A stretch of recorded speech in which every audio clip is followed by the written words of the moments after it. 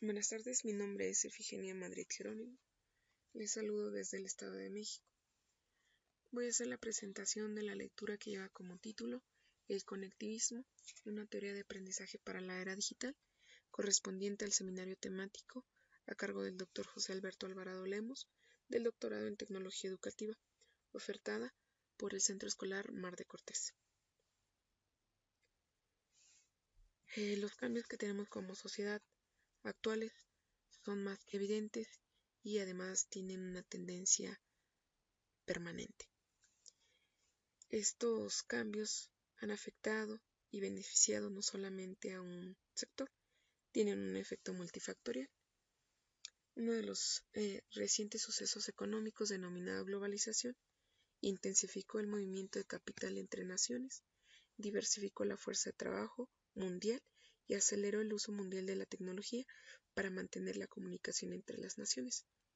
Estos cambios han orientado a percibir de una forma distinta los elementos y actores de la sociedad y del ámbito económico, teniendo una incidencia también en el ámbito educativo, a quien se le atribuye también una aportación importante para el desarrollo de las naciones. Los modelos de economía han cambiado. Esto incluye también los cambios educativos. En los años 50, la fabricación manual exigía profesiones con especializaciones para satisfacer necesidades de esa época, y como resultado de eso, aprovechar las oportunidades. Hoy en día se demandan profesiones que contribuyan a la fabricación intelectual, con características de innovación y creatividad, llegando a un punto integral donde la tecnología y el conocimiento convergen y generan un nueva énfasis al que le denominan administración del conocimiento.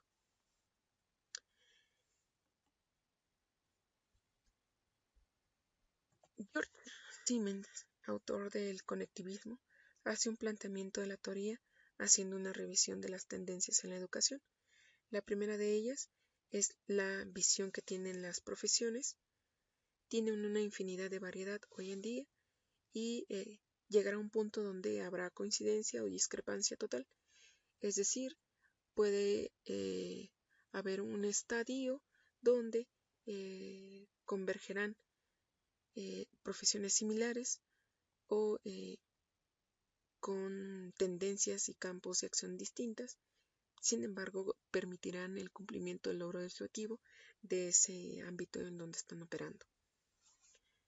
Antes se pensaba que estudiar una carrera era para vivir bien toda una vida.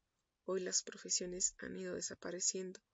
Prueba de ello son los taquimecanógrafos.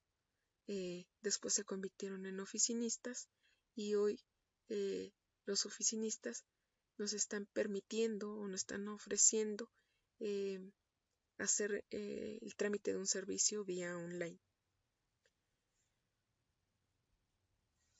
Según las investigaciones de la Universidad de Oxford, hay 10 profesiones que son tendencia. Voy a hacer mención de las 5 primeras.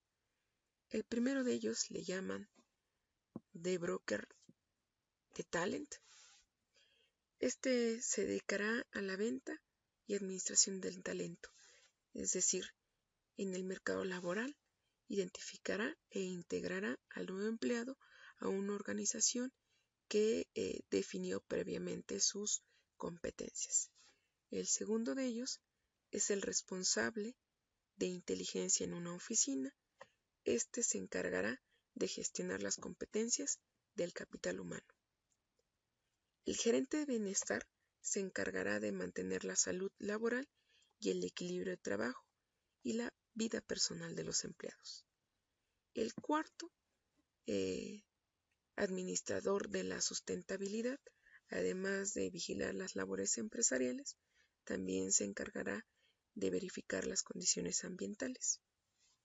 Finalmente tenemos al bioinformático, que es una combinación de dos profesiones, bioquímica e informática.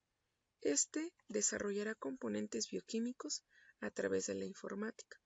Esto hace un énfasis el autor donde dirá y dice que habrá coincidencia de profesiones o coincidencias totalmente opuestas. Las otras tendencias a las que hace mención el autor son: la experiencia es el resultado del significado que puede darse en la educación informal. Existen otras fuentes de aprendizaje además de la educación formal. El autor considera que hay otras alternativas además de la educación formal. Prueba de ello es la experiencia, que es el resultado más significativo del hecho de estar aprendiendo. La tercera considera que las redes sociales, las prácticas laborales, pueden ser consideradas como una forma distinta para aprender.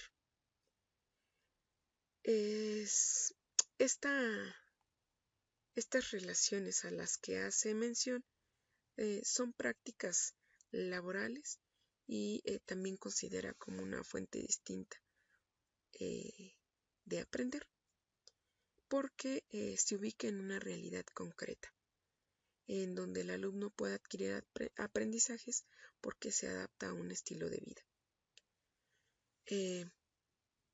La otra tendencia que observó el autor es que el aprendizaje es permanente. Jamás se debe dejar de aprender. Hoy la vigencia del conocimiento es corto. La infinidad de cantidades de información que se mueve en la web es impresionante. Las relaciones laborales están estrechamente relacionadas y eso permitirá el desarrollo de habilidades de búsqueda del conocimiento. Considera que es importante tomar en cuenta la gestión del conocimiento para seguir aprendiendo. Existe una relación importante entre lo que aprendemos y lo que podemos encontrar en la web. El autor hace una definición de lo que es el aprendizaje. Lo define como un estado de cambio duradero, emocional, mental, físico, con habilidades, obtenido como resultado de las experiencias e interacciones con contenidos y con otras personas. Este autor considera que insiste en la relevancia de adquirir el aprendizaje por medio de otras formas, además de la parte individual. Hace una revisión de los paradigmas epistemológicos históricos. El primero de ellos es el objetivismo. Esta es una corriente de pensamiento.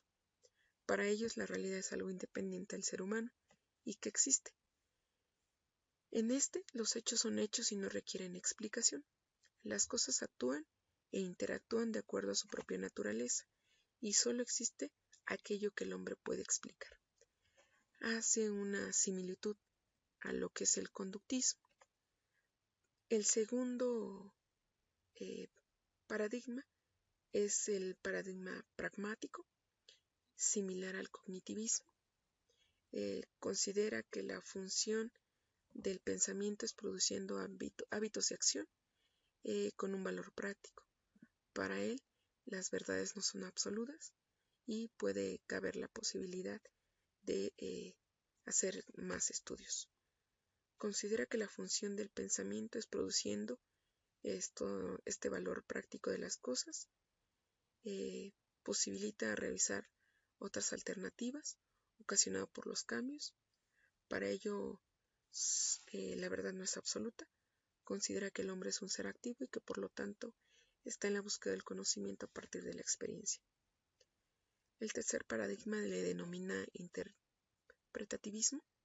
Es un similar al constructivismo. Esta corriente considera que la realidad es diversa y dinámica, se construye a partir de aproximaciones sucesivas, busca la transformación social vista como totalidad con fines emancipatorios, es decir, de libertad, y busca conocer el núcleo de la significación de las personas porque considera que la realidad es dinámica y diversa. Hace una similitud de estas antecedentes epistemológicos y una relación de las teorías de aprendizaje. Recordemos que las teorías de aprendizaje para este autor son 3. La primera de ellas es el conductismo. Este es un paradigma que se centra en la conducta y que vamos a tener que observar a los educandos cuando tengamos como objetivo la conducta deseada. Esta conducta deseada se va a generar a partir de estímulos positivos y negativos, siendo en esta corriente el docente un actor importante. En esta teoría, la enseñanza es planteada como un programa de refuerzos que modifica la conducta a partir de estímulos positivos. Todas las emociones y hábitos son estudiados como algo observable y medible por los docentes y por los aprendices. La memoria es el elemento más importante de esta teoría pedagógica. La otra teoría es el cognitivismo. En esta se adoptan no estandarizaciones como en la anterior. Esta cree que hay distintos estilos de aprendizaje y hace un planteamiento como objetivo donde le interesa saber cómo la mente interpreta, procesa y almacena información en la memoria. Hablar de esta teoría incluye incorporar aportaciones de autores como Jean Piaget con el desarrollo intelectual de las etapas. Argumenta que cada persona tiene esta sofisticación cognitiva. El sujeto es un ser activo y que percibe instrucciones y descubre su aprendizaje. El siguiente es Jerome Brum. En este autor, su aportación es el aprendizaje por descubrimiento y dice que el sujeto debe convertirse en un elemento activo que en vez de recibir instrucciones tendrá que descubrir él mismo el aprendizaje a partir de asociaciones y relaciones. El tercero de ellos es Ausubel con el aprendizaje significativo, donde hace sus aportaciones al conectivismo porque sugiere que este aprendizaje es importante para los estudiantes. Considera que el estudiante deberá construir su aprendizaje. La tercera teoría es el constructivismo. En él considera que el estudiante va a construir su aprendizaje a través de un andamio y le agrega elementos cognitivos, sociales y emocionales. El constructivismo considera que el alumno va incorporando el conocimiento desde la niñez hasta ser adulto. Cada persona constituye aprendizajes a partir del estímulo. Es de suma importancia, al igual que la experiencia acerca del medio que lo rodea, para generar su propio conocimiento. Y se puede lograr el aprendizaje a partir de estar compartiendo y aprendiendo juntos. El rol del docente es un facilitador. En esta teoría hay una reflexión sobre los conocimientos previos. El docente hay una interacción a partir del rol facilitador para hacer la construcción del conocimiento. Sin embargo, estas visiones teóricas del aprendizaje, la conductivista, la cognitivista y el constructivista, han intentado visualizar a la educación desde una arista, dejando ver puntos débiles como son las demandas digitales de la web y de las organizaciones. Se centran en el entorno cercano de las personas, olvidando la cantidad de información que existe en el ambiente externo. Ya no es importante la memorización. El acto de la replicación y duplicación de conocimientos ha quedado separado.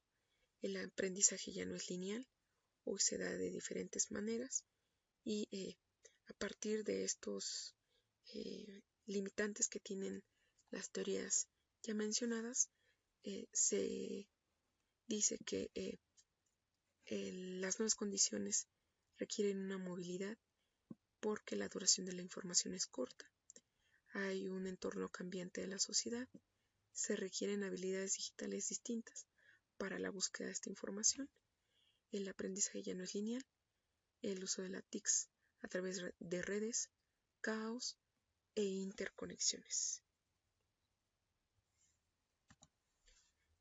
La realidad actual ya no se pueden describir con teorías del aprendizaje.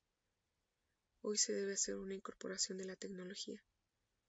Por lo tanto, es importante buscar una nueva teoría que refiera la brecha digital, que incluya la impulsividad tecnológica y que requiere un cambio multifacético, que describa la obsolescencia del conocimiento y que haga más partícipe la experiencia social para adquirir el aprendizaje.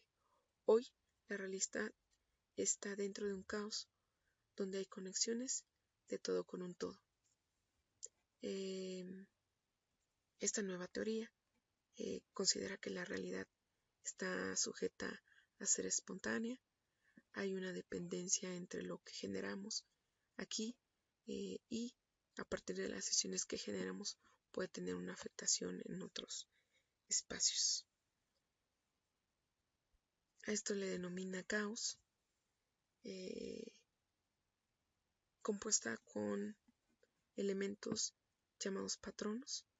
Estos patrones van a hacer una relación para ir disminuyendo estos elementos que generan una realidad del caos y que van a tener significado para hacer frente a la tecnología.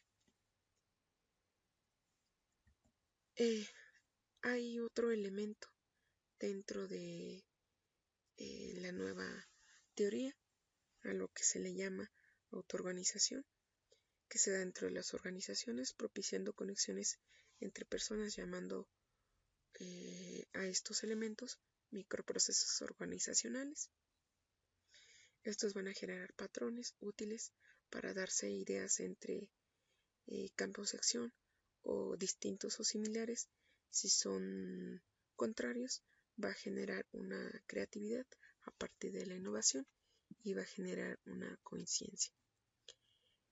El siguiente elemento es la red. La red va a ser una conexión entre computadoras o entre comunidades de la sociedad, integrando enlaces a los que le llamará nodos. Si estos nodos son débiles, van a crear conexiones cortas y por lo tanto habrá poca información que diversificar. A esto el autor le llama conectivismo.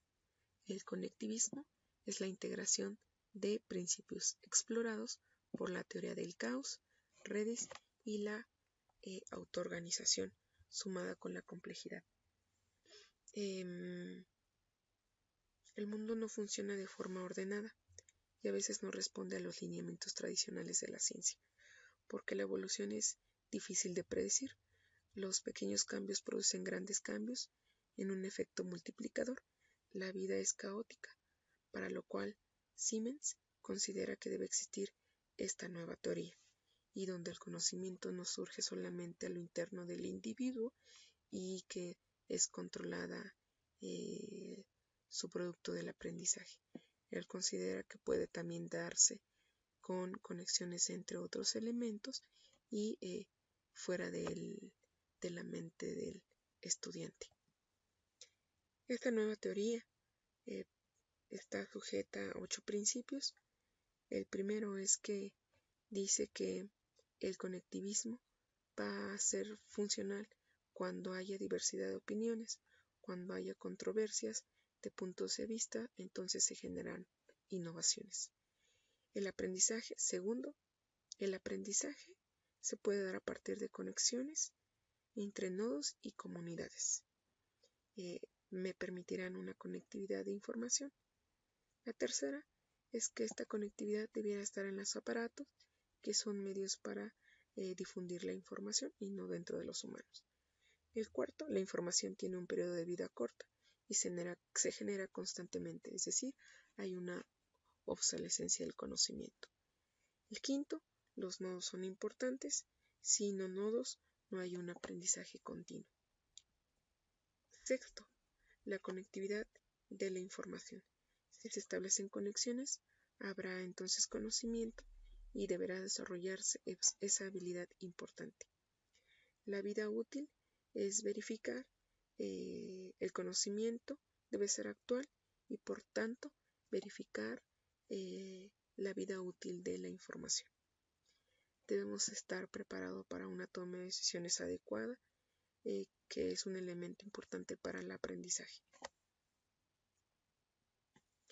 Considerar el conectivismo como una teoría puede afectar la administración y el liderazgo de las organizaciones, quien se encarga de la optimización de recursos y de elementos que pueden promover el logro de resultados. Es decir, las organizaciones deben adaptarse a las necesidades de las nuevas economías. Ya no se necesita que haya organizaciones de forma lineal, ahora se necesita organizaciones planas que puedan nutrir de forma inmediata la información que se genere dentro y haya una mejor comprensión sistemática del aprendizaje. Hay otras implicaciones si se adoptara el conectivismo como una teoría, es que debiera de cambiar los medios, las noticias y la cantidad de información que se genera. Debe de haber una recolección, la transferencia y la seguridad en la sistematización de la información. Como consecuencia de ello, habrá la administración del conocimiento, donde inicia generando y produciendo un conocimiento, se captura mediante un instrumento, se comparte esa información, ese conocimiento, se aprende, se aplica, se evalúa, por lo tanto se mejora y entonces se empieza a difundir ese conocimiento. La incidencia de esta teoría nueva en el ámbito educativo nos refiere que tendríamos que cambiar a un diseño de aprendizaje que propicie esta teoría. Como conclusiones, si se plantea el conectivismo como una teoría que se cree que es importante la información y que se ha generado a partir de los elementos tecnológicos, y es importante desarrollar habilidades que busquen nodos y que brinden información actual ante los cambios. La proactividad necesitará ser un elemento importante en el futuro, predecir qué vamos a buscar. La búsqueda de lo que se desconoce es lo que se necesita hoy. Puede ser un modelo ante los cambios envolventes de la sociedad. El aprendizaje puede darse en lo colectivo, no solo en lo individual, y los cambios sociales también prevén nuevas alternativas en cuanto a las herramientas a utilizar. Finalmente, para esta teoría, lo importante no es la tubería, es el contenido.